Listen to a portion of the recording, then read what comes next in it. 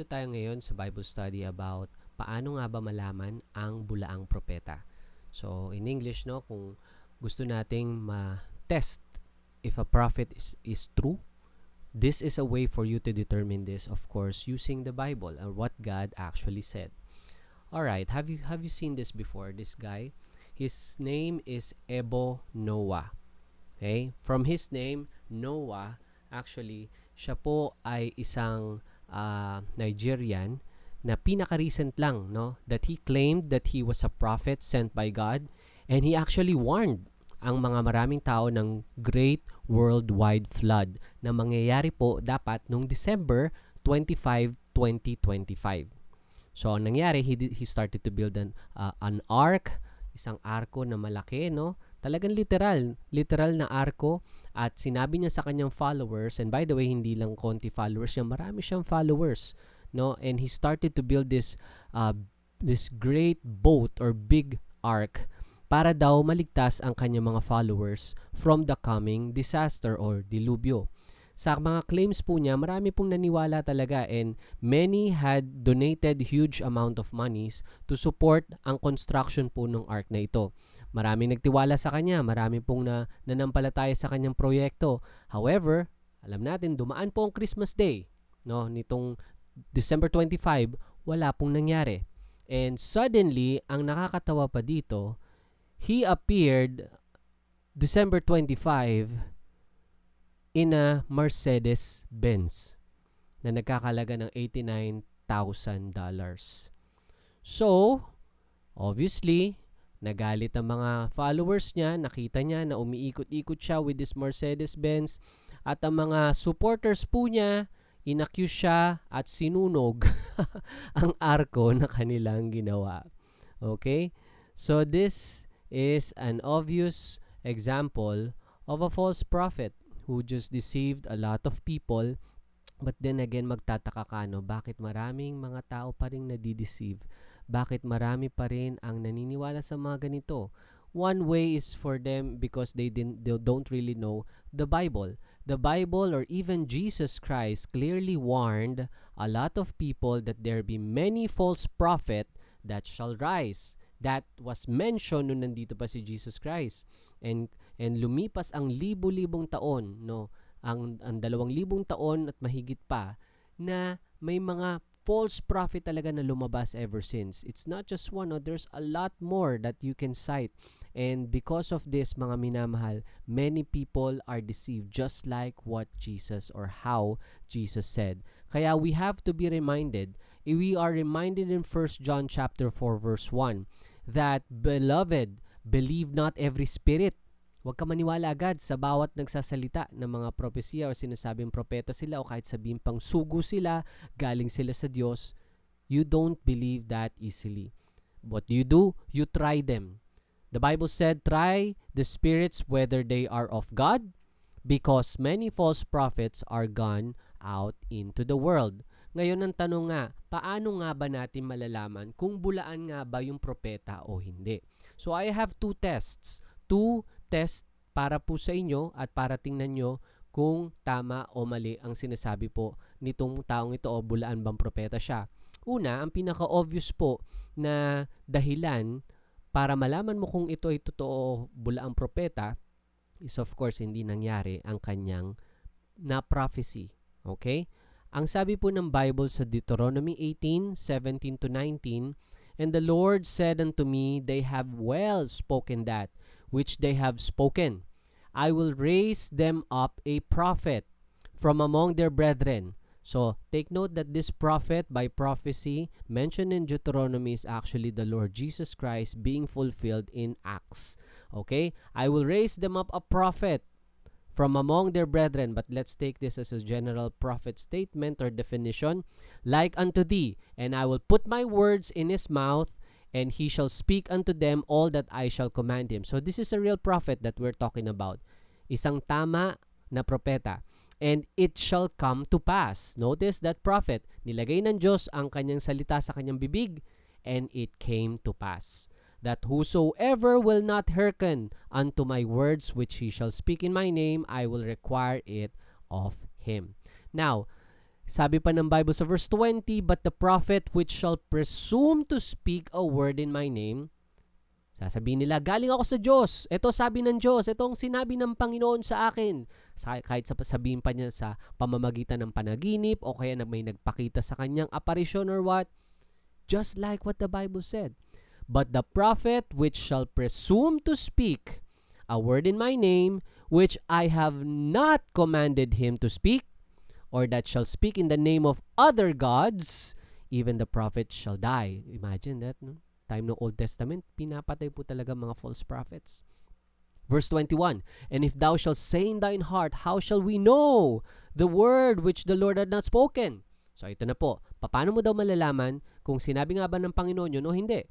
"When a prophet speaketh," verse 22, "in the name of the Lord, if the thing follow not," kung hindi ito nangyari, "nor come to pass, that is the thing which the Lord had not spoken." Obviously, hindi yun sinabi ng Panginoon dahil hindi siya nangyari. "But the prophet had spoken it presumptuously, thou shalt not be afraid of him." Okay? So, itong mga taong ito, syempre ginagamit nila panakot. Ginagamit nila fear para ang mga tao, matakot po sila sa mga sinasabi nilang propesiya nga.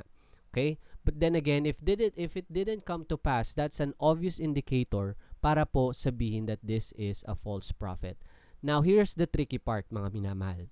Here's the tricky part. This is the second case. What if that prophecy or sort of, paano ba, Tagalog ng term na yun? Parang, sinabi niyang hinaharap ay nangyari talaga. What if it happened? Paano kung nangyari talaga? Here's what the Bible has said about this one. Deuteronomy 13:1-4. "If there arise among you a prophet or a dreamer of dreams, and give it thee a sign or wonder," mapa si Madam Auring pa yan, o kaya si Nostradamus or whoever man na parang sort of nangyayari nga. Kahit pa yan si Kibuloy, di ba? Kung nangyari man ang kanilang sinabi, sabi ng verse 2, "And the sign or wonder come to pass, whereof he spake unto thee, saying, Let us go after other gods, which thou hast not known, and let us serve them. Thou shalt not hearken unto the words of that prophet or that dreamer of dreams, for the Lord your God proveth you to know whether ye love the Lord your God with all thine heart and with all thy soul. Ye shall walk after the Lord your God and fear him. Keep his commandments and obey his voice, and ye shall serve him and cleave unto him." Kapag nangyari man, mga minamahal, ang sinabi nung sort of propeta ba yan o kaya dreamer, sugo, whatever, pero dinala ka sa ibang Diyos, which is not the God of the Bible, then that is something to be careful of. That is something wrong, because take note, ang kaaway natin ng demonyo, he can also do wonders. He can do also miracles. And because of that, you will be swayed. Masusuway ka or kaya mapupunta ka sa ibang landas, which in fact dapat dumidiretso ka sa Panginoon sa tama. So, now, here's a way to decide kung susundin mo nga ba o hindi ang sinabi nitong sort of propeta na to na may mga totoong nangyayari o kaya parang merong mirakulong nagawang nag-come to pass. Okay? How do you decide kung masusunod or susundin ko ba o hindi itong propetang ito? The Bible also said in Romans 16:17-18, "Now I beseech you, brethren, mark them which cause divisions and offenses contrary to the doctrine which ye have learned, and avoid them." Mga minamahal, you have to be careful to avoid them once na maging kontra na po sila sa doctrines o kaya teachings of the Bible. Okay? Because the Bible itself, sabi ng 2 Peter chapter 1, okay? Chapter 1 verse 19, it is the sure word of prophecy. The Bible is the sure word of prophecy, and therefore you can actually prophesy in the future by quoting scripture that tells you about the future. You know, I can call myself a prophet if I quote the Bible and tell you something about the second coming, the coming rapture, that Jesus Christ will come with 10,000 of His saints because I just quoted the Bible. Because the Bible is the sure word of prophecy. Now, once na lumihis po sila, naging contrary sila sa teaching of the Bible, the right teaching of the Bible, then they are false prophets even though nangyari ang kanilang sinabi. Maaring tsumamba sila, sabihin na, gamitin natin term na yon. Maaring nangyari yung sinabi nila pero it's sort of a general statement na pwede mangyari sa maraming tao. But then, again, kung ililis ka niya sa Diyos, kung ililis ka niya sa katotohanan, be careful. Be careful. Now, I want to mention this real prophecy for you. Whoever's listening to this in the online or sa YouTube, I'm gonna give a prophecy sa'yo. Someday you will die. And if you die, your soul will depart from your body. Saan tutungo yung kaluluwa mo? Everybody will die. The Bible said, it is appointed unto man once to die, and after this, the judgment. Ang problema, lahat tayo makasalanan. Ikaw ay makasalanan.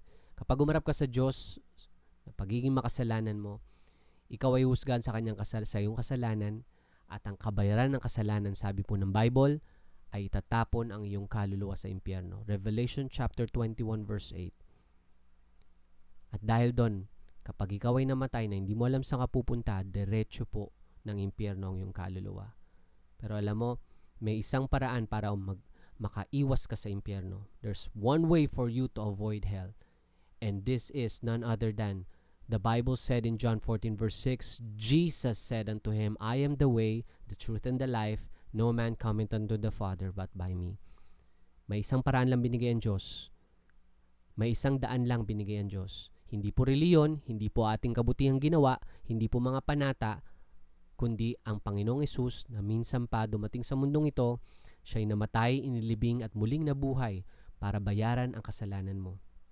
Ang dapat mo lang gawin ay tanggapin ang regalong ito na pinagkaloob niya sa iyo. Manampalataya ka na sapat na si Jesus para bayaran at dalhin ka sa langit. Ang kamatayan ni Kristo ay sapat na. Hindi sasapat ang ating kabutihan, hindi sasapat ang iyong mga ginawa sa mundong ito. You just have to trust and believe that Jesus Christ is your own and personal Savior. Maaring alam mo na dati pa na si Jesus ay namatay para sa kasalanan ng tao, pero hindi mo ito ginawang personal. You have to do it personally.